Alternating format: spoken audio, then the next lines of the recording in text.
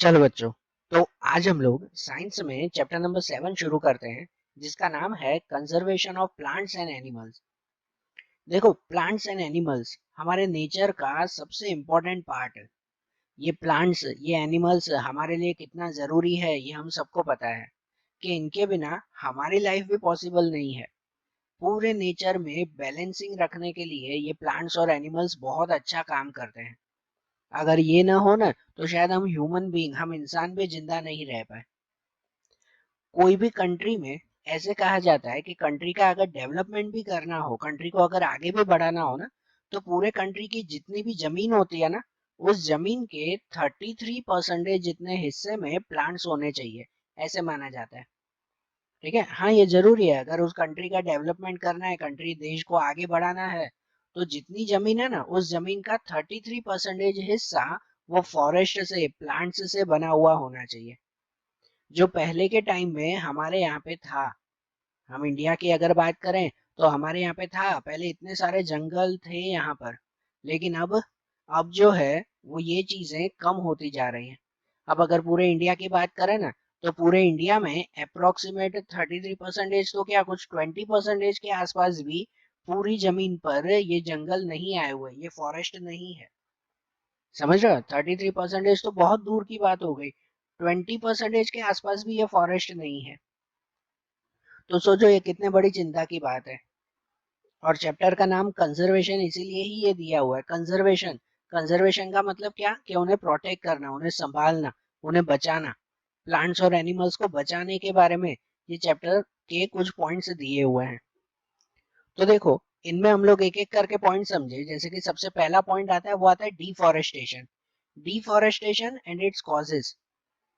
तो डिफॉरेस्टेशन का मतलब क्या, कहते हैं कि जब इंसान वो अपने मतलब के लिए, अपने फायदे के लिए, या अपने लिए जो जरूरी चीजें हो उनके लिए जब वो जंगलों को काटता जाता है ना, तो उसे कहते हैं डिफॉरेस्टेशन। सिंपल मीनिंग में डिफॉरेस्टेशन मतलब कहलाता है कि जंगलों को काट देना। और उनके कॉजेस, कॉजेस मतलब रीजंस, कि जनरली इन जंगलों को क्यों काटा जाता है। तो उनके बहुत सारे रीजंस हैं। ठीक है, और ये सब रीजन सिर्फ इंसानों के ही हैं। कोई दूसरे जानवर या कोई दूसरे, कोई क्या कहते हैं, लिविंग थिंग्स, वो कभी भी जंगल को नुकसान नहीं पहुंचाते। इन्हें नुकसान सिर्फ और सिर्फ हम इंसान ही पहुंचाते हैं, और वो भी अपनी लालच, अपने मतलब की वजह से। जो फॉरेस्ट के दूसरे एनिमल्स हैं, वो कभी भी इन चीजों को नुकसान नहीं पहुंचाते। वो तो उल्टा के इन चीजों की खुद केयर करते हैं। बराबर, हम इंसान ही हैं जो अपने फायदे के लिए इन जंगलों को ही काटते जाते हैं, और फिर उसका नुकसान भी हमें ही भुगतना पड़ता है। जनरली ये डिफॉरेस्टेशन क्यों करते हैं हम लोग, तो जैसे इसमें कुछ रीजंस दिए हुए हैं, सिंपल रीजंस हैं। कि एक तो एग्रीकल्चरल एक्टिविटीज के लिए, कि जब खेत कम हो जाते हैं, तो हाँ भाई, कहीं पर दूर खेती करनी है, तो वो खेती कहाँ पे करेंगे, जंगलों में। पूरे के पूरे पेड़ काट देते हैं, उसकी जगह पर जो है वो खुला मैदान बना देते हैं, और फिर वहां पर जो है वो खेती की जाती है। तो इसीलिए एग्रीकल्चरल एक्टिविटीज के लिए भी डिफॉरेस्टेशन करते हैं, या तो लॉगिंग के लिए।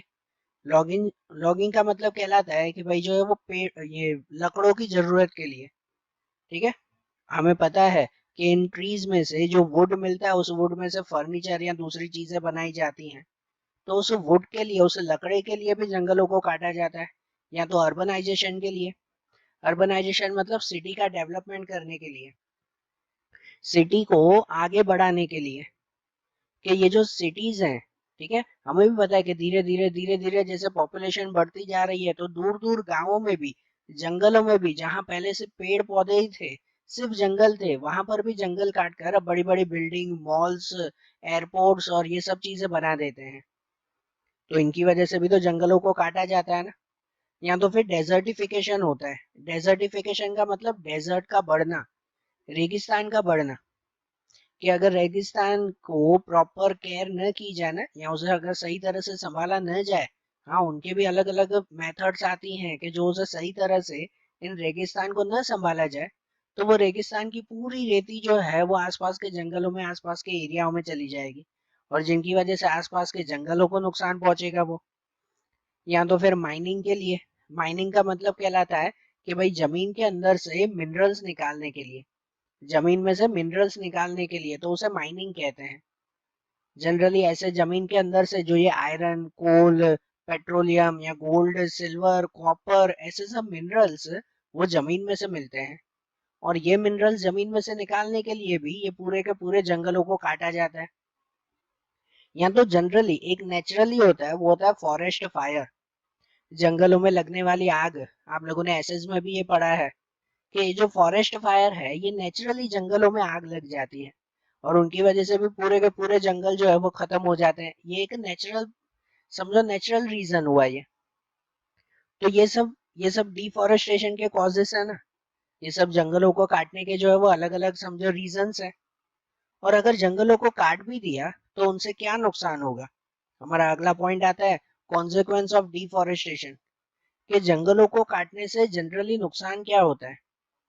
तो पता है ये जो ट्रीज है ना, वो ट्रीज हमारे लिए बहुत यूजफुल है। सबसे पहले तो हमारे एटमॉस्फेयर, हमारे नेचर को बैलेंस रखने के लिए ये ट्रीज सबसे ज्यादा जरूरी होते हैं। कि अगर ये ट्रीज ना हो ना तो हमारे नेचर का बैलेंस भी नहीं रहेगा। हमें पता है कि ये पेड़ जो है वो बारिश लाने में हेल्प करते हैं। ठीक है ना, जो बारिश आती है वो भी किसकी वजह से, इन पेड़ों की वजह से ही। दूसरा, हम लोग तो ऑक्सीजन लेते हैं और कार्बन डाइऑक्साइड छोड़ते हैं। और ये पेड़, वो पेड़ हमारा छोड़ा हुआ कार्बन डाइऑक्साइड लेते हैं और हमें हमारे लिए जरूरी ऑक्सीजन देते हैं। अगर ये पेड़ ना हो तो ये कार्बन डाइऑक्साइड लेने वाले ये पेड़ ही तो है ना। अगर ये नहीं होंगे तो फिर एटमॉस्फेयर में कार्बन डाइऑक्साइड का प्रोपोर्शन बढ़ता जाएगा। और जिनकी वजह से क्या होगा, तो जिनकी वजह से ग्लोबल वार्मिंग जैसी प्रॉब्लम आती है। अगर हमारे एटमॉस्फेयर में कार्बन डाइऑक्साइड का प्रोपोर्शन बढ़ जाए ना तो उनकी वजह से ग्लोबल वार्मिंग जैसी प्रॉब्लम क्रिएट होती है कि हर जगह पर टेम्परेचर इंक्रीज होता है। कि दूसरा, यही फॉरेस्ट जो है, यही ट्रीज जो हैं वो नेचर का बैलेंस बनाए रखते हैं। इनकी वजह से ही ये समझो सभी सीजन्स भी प्रॉपरली चलती रहती है। अगर ये ना होंगे ना तो इन सीजन में भी अप एंड डाउन आएगा। मतलब जैसे बारिश का मौसम समझो तो कभी बहुत ज्यादा बारिश, तो कभी जो है वो बिल्कुल भी नहीं बारिश। ऐसी जो है वो हालत हो जाएगी। ये सब भी फॉरेस्ट की वजह से ही, कि अगर इन फॉरेस्ट को काट दिया गया ना तो कहीं पर जो है वो ड्रॉट भी आ सकता है। ड्रॉट मतलब सूखा पड़ जाना, एकदम अकाल आ जाना, कि जहां पर न पेड़ पौधे, न खाने पीने की चीजें, कुछ भी नहीं, एकदम जो है वो सूखी जमीन, तो उसे ड्रॉट कहते हैं। तो उनकी वजह से कितने सारे एनिमल्स को नुकसान पहुंचाता है कि लोगों के लिए जो है वो खाने पीने की चीजें नहीं बचती। ये सब भी डिफॉरेस्टेशन की वजह से ही ना। या तो फिर कहीं पर वो हैवी रेनफॉल हो जाती है, एकदम भारी बारिश के, जिनसे जो है वो बाढ़ आ जाती है फिर। तो इन जंगलों को काटने की वजह से कहीं पर अकाल पड़ जाता है तो कहीं पर बाढ़ आ जाती है। ऐसी प्रॉब्लम्स होती है ना इनसे। बराबर, समझ रहे हो ना बात को। या तो फिर कहीं पर ये कंटिन्यूसली जो है वो ये पॉल्यूशन बढ़ता जाता है। ये पेड़ जो होता है ना वो हमारे नेचर को क्लियर भी रखते हैं, हमारे आसपास के एटमॉस्फेयर को एकदम क्लियर, एकदम साफ रखते हैं। कि अगर ये पेड़ ना हो तो आसपास के एनवायरनमेंट में कंटिन्यूसली जो है वो हार्मफुल एलिमेंट्स बढ़ते जाएंगे। मतलब कि पॉल्यूशन बढ़ता जाएगा। और वो पॉल्यूशन का नुकसान भी किसे भुगतना पड़ेगा, हमें ही ना। ये पेड़ वो आसपास की चीजों को, आसपास के एटमॉस्फेयर को प्योर रखते हैं। वो होंगे नहीं तो ये प्योरिटी नहीं रहेगी और पॉल्यूशन बढ़ता जाएगा। तो हम लोग हमारे मतलब की वजह से ये पेड़ों को काटते तो हैं, डिफोरेस्टेशन तो करते हैं, लेकिन उनके कॉन्सिक्वेंस, उनके इफेक्ट वो भी फिर हमें ही सहन करने पड़ते हैं, हमें ही भुगतने पड़ते हैं ना उन सब की चीजें। बरोबर ना। और इनके बाद एक पॉइंट आता है जिसे कहते हैं conservation of forest and wild life. कि इन जंगलों को काटने से हमने तो देखा कि चलो नेचर में इतना नुकसान होता है, और साथ में जो वाइल्ड लाइफ, मतलब वहां के जो एनिमल्स होते हैं उनको भी तो नुकसान पहुंचता है ना। बरोबर ना।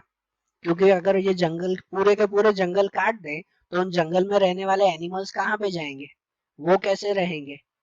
सही बात है ना ये। और एनिमल्स के रहने के लिए कोई जगह नहीं बचती, तो इसकी वजह से एनिमल्स की जनरली डेथ हो जाती है, उनके नंबर भी कम होते जाते हैं। तो ऐसे ये फॉरेस्ट, ये वाइल्ड लाइफ, उनके कंजर्वेशन के लिए क्या किया जाए, उनको संभालने के लिए, उनको बचाने के लिए क्या किया जाए। तो उनके लिए गवर्नमेंट बहुत सारे वर्क करती है। अलग अलग तरह के प्रोग्राम्स जो है वो ऑर्गेनाइज करती है गवर्नमेंट। या तो फिर अलग अलग जगह पर आपके जैसे स्कूल में, कॉलेजेस में ऐसे सिलेबस, ऐसे चैप्टर रखे जाते हैं, ऐसे प्रोग्राम्स रखे जाते हैं, है ना? आप भी तो ये चैप्टर में पढ़ ही रहे हो ना, ठीक है ना? या तो फिर जैसे पर्टिकुलर पूरे साल में डे आते हैं ना, अलग अलग डेज आते हैं, फॉरेस्ट डे मनाया जाता है, एनवायरमेंट डे मनाया जाता है, ठीक है? तो ऐसे अलग अलग डेज मनाए जाते हैं कि जिससे लोगों को इसकी इम्पोर्टेंस पता चले और वो लोग ये फॉरेस्ट वाइल्ड लाइफ इन चीजों को संभाल सके, इन चीजों को बचा सके। सही बात है कि नहीं? बरोबर ना? ये फॉरेस्ट और वाइल्ड लाइफ हमारे लिए भी तो उतना ही जरूरी है कि नहीं? और इनके लिए, इनकी प्रॉपर कंजर्वेशन के लिए गवर्नमेंट ये 3 चीजें बनाती है जो यहाँ पे लिखा हुआ है। कौन कौन से? Sanctuaries, national park and biosphere reserve. Government ये 3 चीजें तैयार करती है और इनमें फॉरेस्ट और उनमें रहने वाले एनिमल्स मतलब कि वाइल्ड लाइफ, उनकी प्रॉपर केयर की जाती है इन जगहों पर। तो हम लोग अब एक एक करके इन चीजों के बारे में समझे, कि जिसमें सबसे पहले आता है वो आता है बायोस्फीयर रिजर्व। सबसे पहले इसके बारे में समझे। अब समझना बायोस्फीयर रिजर्व किसे कहते हैं। उससे पहले ये समझे बायोस्फीयर किसे कहते हैं। आप लोगों को ध्यान है बायोस्फीयर मतलब क्या? ये एसएस में भी आता था आपको, कि अलग अलग स्फीयर, जिनमें से एटमॉस्फेयर जो हमारे आसपास की हवा आती है, उसके बाद हाइड्रोस्फीयर जो वाटर बॉडीज कहलाती है, जो पानी का पूरा एरिया, उसके बाद लिथोस्फीयर के जहां पर जमीन हो, और ये तीनों प्लेस एक जगह पर जहां जमा होते हो तो वो जगह कहलाती है बायोस्फीयर। सही बात है ना? ये तीनों एक ही जगह जहां जमा होते हो तो वो क्या कहलाता है? बायोस्फीयर कहलाता है। तो ये बायोस्फीयर रिजर्व का मतलब क्या? कि गवर्नमेंट एक बहुत बड़ा एरिया, एक बहुत बड़ा नेचुरल एरिया अपने पास रिजर्व करके रखती है। रिजर्व मतलब अलग करके संभाल के जो है वो रख देती है, कि जहां पर लोगों का आना जाना मना होता है। कोई भी तरह की जो है वो ये हंटिंग, शिकार करना वहां बिल्कुल मना होता है। कोई भी तरह की अदर एक्टिविटी जैसे पेड़ों को काटना या तो फिर जो है वो जानवरों को मारना, ऐसी कोई चीज वहां अलाउड नहीं होती। गवर्नमेंट जंगल का कुछ एरिया अपने नाम पर समझो रिजर्व करके रखती है, अलग करके रख देती है, कि जहां पर रहने वाले हर तरह के एनिमल्स, हर तरह के जो है वो पेड़ पौधे, हर तरह के समझो वाटर बॉडीज जो भी आया, ठीक है, या बर्ड्स आए, जो भी नेचुरल चीज है ना, उन सब की प्रॉपर केयर वहां पर करती है। तो वो प्लेस बायोस्फीयर रिजर्व कहलाती है। बरोबर ना? वो बायोस्फीयर रिजर्व मतलब समझो कि भाई कोई जगह पर जंगल का एक पूरा एरिया, जहां पर भले वो मैदान हो, नदी हो, तालाब हो, पहाड़ हो, जहां पर हर तरह के एनिमल्स रहते हो, इन सभी एरिया को, इन सभी जगहों को जो है वो गवर्नमेंट क्या कहती है कि भाई अलग करके रख देती है। उसके आसपास पूरा एक एरिया बना देती है कि इस एरिया में किसी को भी आना अलाउड नहीं है। सिर्फ जो उनके ऑफिसर्स होते हैं वही वहां पर जा सकते हैं और वही इन एनिमल्स की केयर करते हैं। ऐसी प्लेस बायोस्फीयर रिजर्व कहलाती है।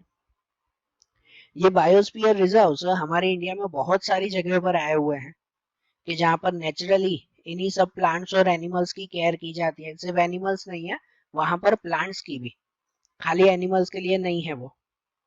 और ऐसी बायोस्फीयर रिजर्व्स में हर जगह पर ये फ्लोरा एंड फौना, ये चीजें जैसे क्रिएट होती है। अब फ्लोरा और फौना का मतलब क्या? सिंपल साइंटिफिक वे में फ्लोरा और फौना कहते हैं कि जिसमें एनिमल्स एंड प्लांट्स, प्लांट्स और एनिमल्स, उसे कहते हैं फ्लोरा एंड फौना।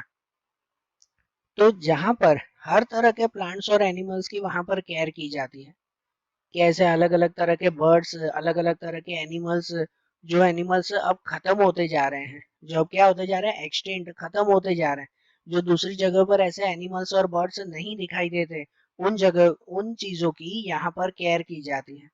और केयर करने के साथ साथ उनके नंबर्स बढ़ाने की भी ट्राई करते हैं, कि उन एनिमल्स, उन प्लांट्स, उन बर्ड्स का वहां पर डेवलपमेंट हो, उनके नंबर्स जो है वो ज्यादा से ज्यादा होते रहें। ऐसी केयर की जाती है इन बायोस्फीयर रिजर्व में। ठीक है? तो ये बायोस्फीयर रिजर्व वो समझो कि सिर्फ इंडिया नहीं, पूरे वर्ल्ड में, पूरे वर्ल्ड में बनते हैं। और इनकी खासियत ये है कि पूरे वर्ल्ड में जहां पर भी बायोस्फीयर रिजर्व तैयार किए जाते हैं ना, तो उन सबके लिए generally same rules and regulations होते हैं, सेम मेथड और सेम प्रोसीजर के थ्रू ऐसे बायोस्फीयर रिजर्व तैयार करते हैं। बरोबर? तो हमारे यहाँ पर भी ऐसे काफी सारे बायोस्फीयर रिजर्व्स आए हुए हैं। हर एक स्टेट में समझो ऑलमोस्ट ऐसे एक बायोस्फीयर रिजर्व्स हैं। कि जहाँ पे जैसे मैंने बताया हर तरह के फ्लोरा एंड फौना मतलब हर तरह के प्लांट्स और एनिमल्स की केयर वहां पर की जाती है। अब जिस स्टेट जिस एरिया में जैसे प्लांट्स और एनिमल्स होंगे उनके हिसाब से वहां पर ये केयर की जाएगी ना, ठीक है ना। और प्लांट्स और एनिमल्स में इनके अलावा जो एंडेमिक स्पीसीज होते हैं, एंडेमिक स्पीसीज उनकी केयर भी यहाँ बायोस्फीयर रिजर्व में प्रॉपरली की जाती है। कौन से एनिमल्स या कौन से प्लांट्स? Endemic species. अब स्पीसीज मतलब क्या? तो स्पीसीज मतलब कहलाती है कोई एक तरह की जाति, उसे स्पीसीज कहते हैं। एक नॉर्मल वे में समझो तो जैसे आप लोग जो है वो कोई भी डॉग देखते हो ना, तो डॉग की कितनी सारी स्पीसीज होती है, मतलब कितने सारे समझो टाइप्स होते हैं। अलग अलग तरह के डॉग्स देखते हो ना आप लोग, बराबर ना, उनके बारे में आपको ध्यान होगा ना। तो उनके जो अलग अलग टाइप्स हुए ना, वो उनके लिए समझो स्पीसीज कहलाई, उनकी जाति कहलाई है। और एंडेमिक स्पीसीज का मतलब ये कहलाया कि कुछ ऐसे स्पीसीज प्लांट्स और एनिमल्स की कुछ ऐसी जातियां कि जो पर्टिकुलर एक या दो जगह पर ही दिखाई देती है, हर जगह पर नहीं। सिर्फ एक या दो जगह पर ही वो हो, हर जगह पर ऐसी ना हो, तो उसे एंडेमिक स्पीसीज कहते हैं। कि जैसे यहाँ पर कुछ फोटोज दिए हुए ना, एक जो है वो वाइल्ड मैंगो का फोटो है जो पहले दिया हुआ, wild mango, wild mango tree. ये ट्रीज बहुत ही कम जगह पर देखने को मिलती है हमारे यहाँ पर, ठीक है, बहुत ही रेयर रेयर प्लेस पर जो है वो देखने को मिलती है। तो ऐसी ये ट्रीज है ना, यहाँ बायोस्फीयर रिजर्व में क्या कहते हैं, उनको प्रोटेक्ट किया जाता है। अब जनरली दूसरे कोई जंगल में अगर ये ऐसे ट्रीज हो तो क्या करेंगे, आसपास के लोग आकर उसे जो है वो तोड़ देंगे, या उनके जो है वो फ्रूट्स को, उनके लीव्स को, उनको जो है वो तोड़ देंगे, काट देंगे। ऐसी प्रॉब्लम्स होगी ना, तो इनकी वजह से ये ट्रीज के नंबर कम होते जाते हैं। लेकिन बायोस्फीयर रिजर्व, वहां पे कोई भी इंसान का आना अलाउड नहीं है, इस तरह से जो है वो ये पेड़ों को काटना अलाउड नहीं है। तो इनकी वजह से यहाँ पर ये चीजें प्रॉपरली यहाँ पर संभाली जाती है, प्रॉपरली उनकी केयर की जाती है इन चीजों की, समझ रहे हो। या फिर जैसे साल ट्रीज आते हैं, दूसरा फोटो दिया हुआ है, साल, साल नाम के ट्रीज आते हैं कि जिनका बहुत जगह पर फर्नीचर में, दूसरी चीजों में ये बनाने में यूज होते हैं, और ये भी अब बहुत कम होते जा रहे हैं। तो इनकी भी केयर ऐसे बायोस्फीयर एरिया में ही किए जाती है, बायोस्फीयर रिजर्व में। या फिर जैसे स्क्विरल हमारे इंडिया में फेमस है, कि एक तो जायंट स्क्विरल, ये जो फोटो है वो जायंट स्क्विरल का है, सबसे बड़ी स्क्विरल, ठीक है। ऐसी कलरफुल स्क्विरल तो आपने गिलहरी देखी होगी ना अपने घर के आसपास, जनरली वो ग्रे कलर की होती है, लेकिन ऐसी इस कलर की जो है वो ये स्क्विरल, ये गिलहरी, और जिसे जायंट स्क्विरल कहते हैं, तो वो भी हमारे इंडिया में ये देखने को मिलती है। या तो फिर फ्लाइंग स्क्विरल, फ्लाइंग स्क्विरल, उड़ने वाली जो है वो गिलहरी। तो ऐसी जो स्क्विरल्स होती है ना, ये भी बहुत ही रेयर है, ये सब एंडेमिक स्पेसीज कहलाते हैं, ये कोई कोई जगह पर ही देखने को मिलती है। तो अगर ये इनकी प्रॉपर केयर नहीं की जाए ना, तो इनकी नेचुरल डेथ हो जाती है, और उसके बाद इनके नंबर्स खत्म हो जाएंगे, ये फिर बचेंगे ही नहीं। तो फिर आगे आने वाली जो जनरेशन होगी उनके लिए तो समझो ये खाली एक फोटो की तरह बच जाएंगे। हमें पता है ना, जैसे एंडेमिक स्पीसीज का ये भी एक आप एग्जांपल समझ सकते हो, कि भाई कोई ऐसे स्पीसीज जो पहले खत्म हो चुके हैं, ठीक है, खत्म हो चुके हैं या आप खत्म होने पर आए हैं, तो वो एंडेमिक स्पीसीज कहलाते हैं। देखो अगर उन ऐसे स्पीसीज, ऐसे बर्ड्स, एनिमल, प्लांट्स की अगर केयर नहीं करेंगे ना, तो शायद आगे चलकर ऐसे बर्ड्स और एनिमल्स कभी देखने को ही नहीं मिलेंगे। आप लोगों ने नोट किया होगा कि पहले के टाइम में बहुत सारे तरह के ऐसे बर्ड्स और एनिमल्स होते थे जो अब बिल्कुल भी नहीं दिखाई देते हमारे आसपास। बर्ड्स की, नॉर्मली बर्ड्स की बात करो ना, जैसे स्पैरोज होती है, चिड़ियाएं होती है। आप लोगों ने शायद आपके घर के आसपास पहले के टाइम में बहुत सारी चिड़िया देखते होंगे, लेकिन अब वो चिड़ियाएं कितनी कम हो चुकी है, अब घर के आसपास दिखाई देती है। पहले के टाइम क्या होता था पता है, कि सुबह होते ही, मॉर्निंग में ही, ऊपर आसमान में देखो ना तो हजारों की संख्या में सब बर्ड्स यहाँ वहां उड़ते हुए दिखाई देते हैं मॉर्निंग टाइमिंग में। लेकिन अब के टाइमिंग में अगर आप लोग आसमान में देखो ना सुबह, तो कोई ऐसे बर्ड्स दिखाई नहीं देते, बहुत कम दिखाई देते हैं। तो ये सब, इन सब एनिमल्स की, इन क्या कह सकते हैं, बर्ड्स के नंबर्स कम होते जा रहे हैं ना, ठीक है ना, इन सब की डेथ होती जा रही है, और उनके रीजन हम ही है। हम जो ये जंगल काट रहे हैं, पेड़ों को काट रहे हैं, पॉल्यूशन फैला रहे हैं, तो इन सब का नुकसान उन्हें भी तो भुगतना पड़ता है ना। समझ आ रही है बात। तो ऐसे जो एंडेमिक स्पीसीज हैं, जो स्पीसीज बहुत रेयर जगह पर देखने को मिलते हैं, उनकी केयर भी ऐसे बायोस्फीयर रिजर्व में की जाती है। तो समझ आया ना, बायोस्फीयर रिजर्व किसे कहते हैं? ये एक ऐसी प्लेस जहाँ पर हर तरह के प्लांट्स, एनिमल्स, बर्ड्स या जो वाटर बॉडीज हुए, जो लैंड एरिया हुआ, हर चीज की वहां पर केयर की जाती है। मतलब नेचर के हर एक एलिमेंट की केयर वहां पर होती है, बरोबर। अब ये बायोस्फीयर रिजर्व के बाद दूसरा आता है, वो आता है wild life sanctuary. Wild life sanctuary ये भी है तो उसी की तरह, लेकिन इनमें जनरली क्या करते हैं, तो सिर्फ एनिमल्स के लिए जो है वो यहाँ पर ये बनाया जाता है वाइल्ड लाइफ सेंचुरी। ये एनिमल्स सबसे ज्यादा अपनी ग्रोथ या अपने सेफली रह पाते हैं वो कहाँ पर? अपने नेचुरल हैबिटेट में, अपने नेचुरल घर में। वहां पर ये एनिमल्स सबसे ज्यादा सेफ रहते हैं ना। इन एनिमल्स को अगर आप लोग सिटी के बीच में छोड़ दो ना, तो ये एनिमल्स नहीं रह पाएंगे ना, उनकी डेथ हो जाएगी, है कि नहीं? कितनी बार जो है वो जंगल काट दिए जाते हैं ना, तो ये सब एनिमल्स फिर जंगल छोड़कर खाना ढूंढने के लिए शहरों की तरफ चले आते हैं। फिर गांव में, शहर में जब ये एनिमल्स चले आते हैं ना, तो वहां पर उनको खाना तो नहीं मिलता, उल्टा सब जो लोग हैं ना, वो डर के मारे उन्हीं एनिमल्स को मार देते हैं, उनकी डेथ हो जाती है फिर, है कि नहीं? ऐसे कितने सारे ऐसे किस्से शायद आप लोगों ने जो है वो ये न्यूज़पेपर में या टीवी में कभी देखे हो। ना देखे हो ना, तो कभी जो है वो ये देखना, कभी ढूंढना ऐसी चीजें। क्योंकि होता ही है, कोई जंगलों के आसपास कोई गांव होते हैं ना, तो इन जानवरों को जंगलों में खाना नहीं मिलता, तो वो खाना ढूंढने के लिए गांव में चले आते हैं। अब आपके घर के आसपास कोई टाइगर आ जाए, तो आप क्या उसे संभालोगे या उसे खाना दोगे? क्या करोगे? खुद को बचाने के लिए पहले उस टाइगर को मार डालोगे, मार डालोगे ना। सही बात ना, कि उसको खाना दोगे, उसकी केयर करोगे आप? बिल्कुल भी नहीं ना। कोई भी इंसान ऐसा नहीं करता। तो इसकी वजह से तो ये एनिमल्स जब जंगल छोड़ के गांव में अपना खाना ढूंढने आते हैं, तो लोग डर के मारे जो है वो उसी एनिमल को मार देते हैं। तो इनकी वजह से भी तो कितने सारे एनिमल्स खत्म होते जाते हैं। तो इसीलिए इन एनिमल्स की केयर के लिए प्रॉपर सेंचुरीज बनाई जाती है। ये सेंचुरी मतलब समझो कि एक ऐसा एरिया बनाया जाता है कि जहां पर ये एनिमल्स अपने नेचुरल हैबिटेट में रह सके। नेचुरल हैबिटेट मतलब नेचुरल अपने घर की तरह, वो जू की तरह नहीं, कि जैसे आप लोग जू में जाते हो तो वहां तो कैसे पिंजरे में बंद होते हैं ये एनिमल्स, लेकिन ऐसे नहीं, उस जू की तरह नहीं, ये एनिमल्स को यहाँ पर नेचुरल प्लेस पे रखा जाता है, कि जैसे वो अपने घर पे ही रहते हो वैसे। ठीक है ना, खुला एकदम जंगल, और जो है वो क्या कह सकते हैं, आसपास तालाब हो, वही पेड़ों के बीच में। अगर जो जो एनिमल्स जैसे टाइगर, लायन जैसे एनिमल्स अगर गुफा में रहते हो, तो वही नेचुरली जहाँ पर गुफा बनी हुई हो, ऐसे प्लेसेस, तो ऐसे प्लेसेस पर इनको रखा जाता है, और ये प्लेसेस कहलाती है सेंचुरी। ये सेंचुरी में भी लोगों का आना वो स्ट्रिक्टली प्रोहिबिटेड होता है, मतलब स्ट्रिक्टली मना किया जाता है कि कोई भी इंसान वहां पर आ नहीं सकता।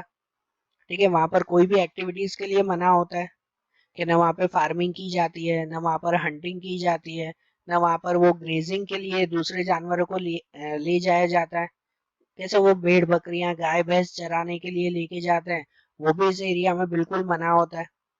यहाँ पर एनिमल्स खुद अपने नेचुरल हैबिटेट, अपने नेचुरल घर के हिसाब से रहते हैं। एनिमल्स को वहां पे ऐसे रखा जाता है कि जैसे वो अपने घर में ही रह रहे हैं। तो इनकी वजह से वो खुशी से वहां पर रह पाते हैं, और हैप्पीली अपनी ग्रोथ भी कर पाते हैं। तो ऐसे वाइल्ड लाइफ सेंचुरीज बनाई जाती है ना, हमारे यहाँ पर कितनी सारी ऐसी वाइल्ड लाइफ सेंचुरीज बनी हुई है। हमारे गुजरात में ही है एक सबसे बड़ी गिर सेंचुरी, है कि नहीं? सौराष्ट्र की तरफ गिर सेंचुरी बनी हुई है, कि जहां पर टाइगर्स के लिए, सॉरी लायंस के लिए स्पेशल वो सेंचुरी बनी हुई है। तो ऐसे हर एक सेंचुरी है ना, अलग अलग तरह के एनिमल्स के लिए बनी हुई है। जैसे गिर सेंचुरी लायन के लिए बनी हुई है, दूसरी सेंचुरीज होती हैं वो दूसरे जो है वो एनिमल्स के लिए बनाई जाती है, जहाँ पे उन एनिमल्स को नेचुरली वहां पर रखा जाता है और उनकी केयर की जाती है। अगर कोई एनिमल बीमार पड़ जाए तो भी उनका इलाज करवाया जाता है। ठीक है, और ऐसे वाइल्ड लाइफ सेंचुरी के बाद दूसरा आता है, वो आता है नेशनल पार्क। नेशनल पार्क और वाइल्ड लाइफ सेंचुरी वो ऑलमोस्ट सेम ही है। ठीक है, कोई ज्यादा फर्क नहीं है। वाइल्ड लाइफ सेंचुरी जनरली एक ही एनिमल के लिए, है ना, एक ही एनिमल के लिए बनाई जाती है, जबकि नेशनल पार्क में एक से ज्यादा एनिमल्स वहां पर रखे जाते हैं नेचुरल प्लेसेस पर। ठीक है, नेचुरल प्लेसेस पर वहां पर भी लोगों का आना जाना ऑलमोस्ट मना ही होता है, लेकिन हाँ परमिशन के साथ वहां पर लोगों को बुलाया जाता है या तो भेजा जाता है। आप लोगों ने शायद सुना होगा ना कि वो नेशनल पार्क में घूमने के लिए जाते हैं, या तो वो कहते हैं, वो वर्ड कहते हैं सफारी के लिए जाते हैं।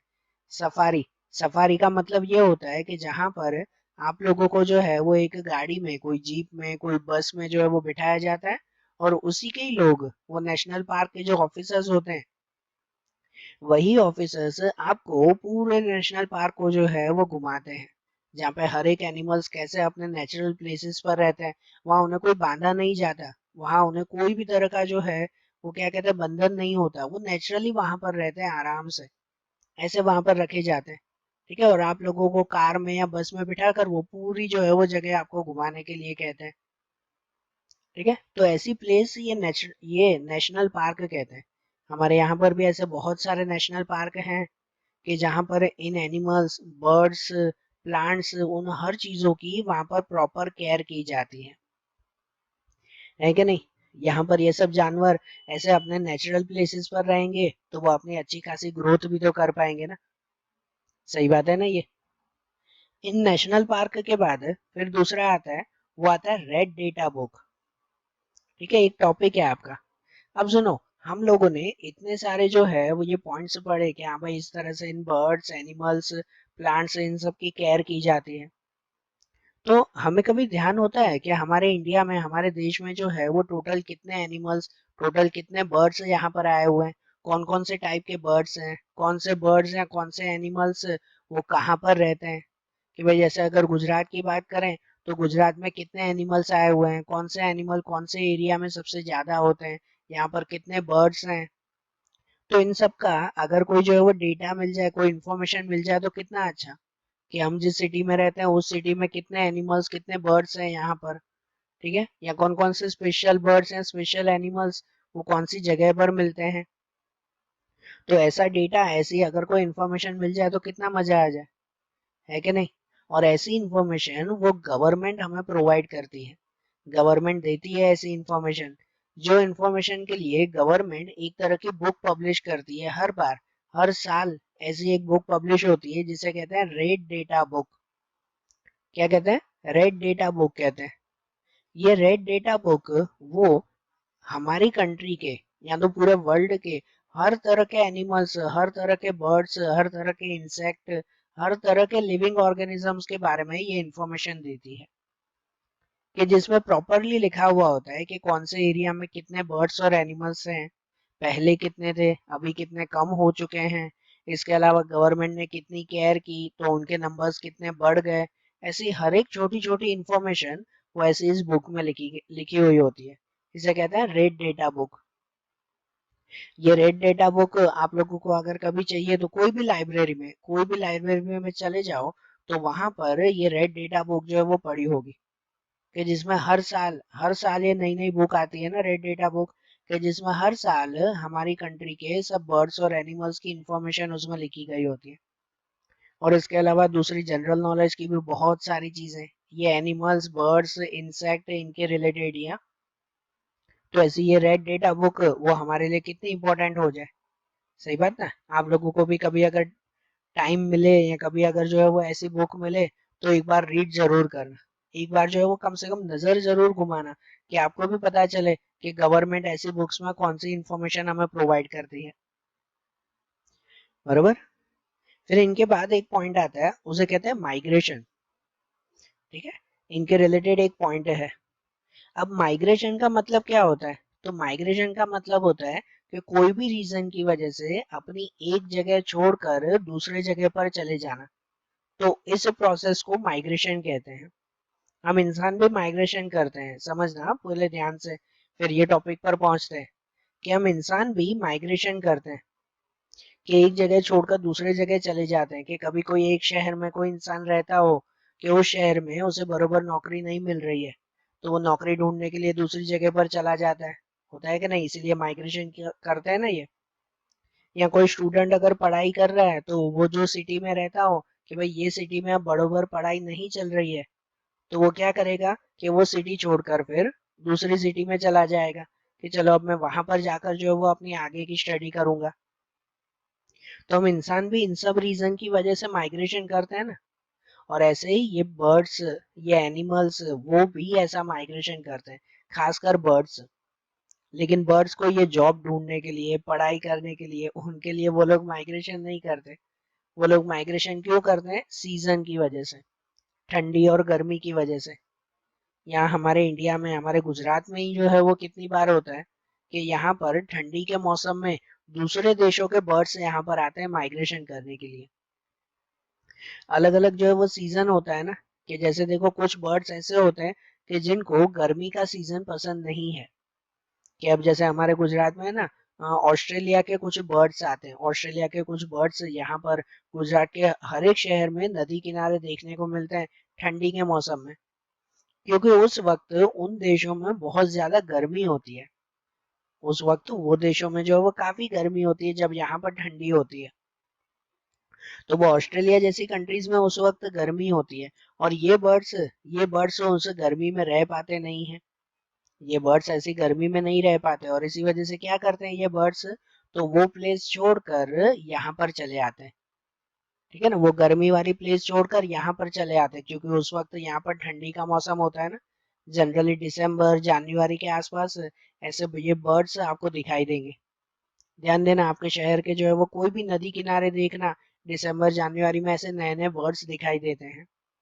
ये कहलाते हैं, ये माइग्रेटरी बर्ड्स होते हैं कि जो अपना एरिया छोड़कर यहाँ पर आते हैं। उनके जगह पर उस वक्त बहुत ज्यादा गर्मी हो जाती है, तो वो ठंडी लेने के लिए वो हमारे यहाँ पर चले आते हैं, क्योंकि उस वक्त हमारे यहाँ पे ठंडी का मौसम होता है।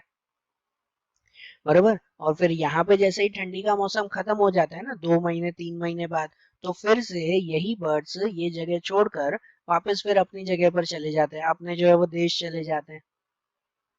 तो जनरली ये बर्ड्स एनिमल माइग्रेशन इसीलिए ही करते हैं, खुद को सस्टेन रखने के लिए। सस्टेन मतलब समझो, खुद को जिंदा रखने के लिए। इसीलिए वो ये माइग्रेशन करते हैं। बरोबर। और जो ये बर्ड्स एनिमल्स ऐसा माइग्रेशन करते हैं उन्हें माइग्रेटरी बर्ड्स या तो माइग्रेटरी एनिमल्स कहते हैं उन्हें। समझ आई बात? इन माइग्रेशन के बाद एक दूसरा छोटा सा टॉपिक है, वो है रिसाइकलिंग ऑफ पेपर। ये आखिरी का एक जनरल टॉपिक है कुछ, रिसाइकलिंग ऑफ पेपर। अब यहाँ पर हम तो फॉरेस्ट और ये वाइल्ड एनिमल्स और बर्ड्स इनकी बात कर रहे थे, अब इसमें पेपर कहाँ से आ गया? तो हाँ, सही बात है कि हम लोग जो भी ये पेपर यूज करते हैं ना, आप लोग जो बुक में पेपर यूज करते हो, आपकी टेक्स्ट बुक जिससे बनी हुई है वो पेपर, ये सभी पेपर जनरली जो है वो किस में से बनते हैं? ट्रीज में से, पेड़ों में से बनते हैं। ठीक है, पेड़ों के जो छिलके होते हैं उनमें से ऐसे पेपर बनाए जाते हैं। अगर हम लोग इन पेपर का जितना ज्यादा यूज करेंगे ना, उतना ज्यादा जो है वो समझो पेड़ काटने पड़ते हैं हमें। ठीक है, उतने ज्यादा पेड़ भी तो काटने पड़ते हैं ना ये पेपर बनाने के लिए। तो अगर पेड़ों को बचाना हो ना, उनका कंजर्वेशन करना हो, जो हमारे चैप्टर का ही नाम है कंजर्वेशन ऑफ फॉरेस्ट, तो अगर उन पेड़ों का कंजर्वेशन करना, उनका प्रोटेक्ट करना हो, तो ये भी एक पॉइंट बहुत जरूरी आता है, जिसे कहते हैं रिसाइकलिंग ऑफ पेपर। मतलब हम जो पेपर यूज करते हैं ना, उसे सिर्फ यूज करके फिर फेंक देना नहीं, कचरे में नहीं फेंक देना, बल्कि उसका रिसाइकलिंग करना चाहिए। रिसाइकलिंग मतलब के कि उसी पेपर में से फिर दूसरे पेपर बनाने चाहिए। जैसे सपोज कि आपके जब एक स्टैंडर्ड आपका खत्म होता है, ठीक है ना, जैसे फाइनल एग्जाम हो गई, कि अब आप 8th स्टैंडर्ड छोड़कर फिर 9th स्टैंडर्ड में जाओगे, ऐसा होगा ना फ्यूचर में। तब उस वक्त आपके जो 8th स्टैंडर्ड की बुक होती है, फिर कितने सारे स्टूडेंट ऐसे करते हैं कि अब तो साल खत्म हो गया, अब बुक का क्या करें, तो उसे कचरे में फेंक देते हैं, या तो यहाँ वहां उसके पेज फाड़ कर जो है वो बिगाड़ देते हैं उसे। तो इनसे इन पेजेस का भी वेस्टेज होता है, हमें ये नहीं करना चाहिए। इन सब बुक्स को, जो बुक्स अब आपके काम की नहीं है, तो उन बुक्स को कलेक्ट करके एक जगह पर रख देना चाहिए। और अगर उस फैक्ट्री में नहीं जा पा रहे हो ना, तो जो ये भंगार वाले होते हैं, जो स्क्रैप लेने के लिए, भंगार लेने के लिए आते हैं, उन लोगों को आपके ये सब पेजेस, ये सब बुक्स दे देनी चाहिए। तो वो लोग क्या करते हैं, तो वो जो भंगार वाले होते हैं वो आपके दिए हुए पेपर्स वो लेकर वो एक कंपनी में पहुंचा देते हैं। कंपनी में वो बेच देते हैं वो पेपर्स। और कंपनी वाले उन्हीं पेपर्स को पिघला कर, आपके दिए हुए पेपर्स को ही पिघला कर फिर उनमें से प्लेन नए पेपर बनाते हैं। आपके जो पेपर होते हैं उसमें तो कुछ लिखा हुआ होगा, या तो फिर आपके पेन के निशान होंगे और कुछ ना कुछ तो होगा ही ना, वो थोड़ी एकदम प्लेन नए पेपर्स होंगे। तो उन पेपर्स को पहले फैक्ट्रियों में, कंपनियों में उसे पिघाला जाता है, ठीक है ना, पूरा जो है वो पिघलाया जाता है उसे, और फिर उनमें से प्रॉपर नए न्यू पेपर्स जो है वो बनाए जाते हैं। इसे कहते हैं रिसाइकलिंग करना। रिसाइकलिंग मतलब एक ही चीज का फिर से जो है वो यूज करना उसे, है ना। वो जो आपके वेस्ट पेपर्स हैं उन्हीं में से ही फिर दूसरे नए फ्रेश पेपर्स बनाना, तो ये रिसाइकलिंग हुआ ना। तो जितना हो सके ना इन पेपर का ऐसा रिसाइकलिंग करना चाहिए। हम लोग तो नहीं करते, ये तो उन फैक्ट्रियों में, कंपनियों में ही होगा, लेकिन वहां पर पहुंचाने की जिम्मेदारी तो हमारी है ना। आप खुद नहीं जा सकते तो ऐसे भंगार वाले को दे देना चाहिए। क्योंकि जितने ये पेपर रिसाइकल होंगे ना, जितने ये पेपर्स रिसाइकल होंगे, उतने ही फिर कम पेड़ों को काटना पड़ेगा। आपने जो पेपर दिए वही पेपर रिसाइकल हुए और उतने ही दूसरे नए पेपर बन गए। तो फिर उन्हीं पेपर में से ही दूसरे पेपर बनेंगे ना। फिर नए पेपर बनाने के लिए फिर पेड़ों को काटने की जरूरत नहीं पड़ेगी ना। बरोबर ना, तो इससे भी तो इन पेड़ों को बचाया जा सकता है ना। समझ आई बात। और पेड़ों को बचाने के लिए सबसे जरूरी तो एक ही रास्ता है, जिसे कहते हैं रिफॉरेस्टेशन। हमने चैप्टर की शुरुआत की थी, वो की थी डिफॉरेस्टेशन से, मतलब कि पेड़ों को, जंगलों को काटना। और उसका ही अपोजिट आता है जिसे कहते हैं रिफॉरेस्टेशन। तो रिफॉरेस्टेशन मतलब क्या, कि नए पेड़ लगाना, ठीक है ना, नए के नए जंगल तैयार करना, तो उसे रिफॉरेस्टेशन कहते हैं। अगर हमें हमारे नेचर को कंजर्व करना है, हमारे नेचर को बचाना है, तो उसका एक ही रास्ता है सबसे अच्छा, कि रिफॉरेस्टेशन करना, ज्यादा से ज्यादा जंगल तैयार करना। आप लोग भी जो है वो ये नक्की करो कि आपके घर के आसपास कोई भी खाली जगह हो, या आपके घर में ही जो भी प्लेसेस मिले ना, तो उन प्लेसेस पर कोई भी छोटे छोटे प्लांट्स जो है वो आपको लगा देने चाहिए। ये प्लांट्स वो आपके आसपास के एनवायरनमेंट को भी क्लीन रखेंगे, आपके घर को भी क्लीन रखेंगे, और इसके साथ साथ वो आसपास के नेचर को भी कंजर्व करेंगे, नेचर को भी बचाएंगे। तो अगर हमें हमारा नेचर बचाना है, वो हमारे लिए जरूरी है ही ना। क्योंकि अगर नेचर को नुकसान पहुंचेगा तो वही नुकसान घूम कर हमारे लिए ही आएगा ना, वही नुकसान फिर हमें भी होगा फिर। ठीक है, इसलिए अगर हमें नेचर को बचाना है तो उसके लिए यही एक सबसे बेस्ट रास्ता है, रिफॉरेस्टेशन का। बरोबर, समझ आई बात। तो देखो, आज जैसे हमने ये चैप्टर देखा ना साइंस का, अब ऐसे ही इनके दूसरे चैप्टर्स हम लोग अगले वीडियोस में देखेंगे। Okay, thank you.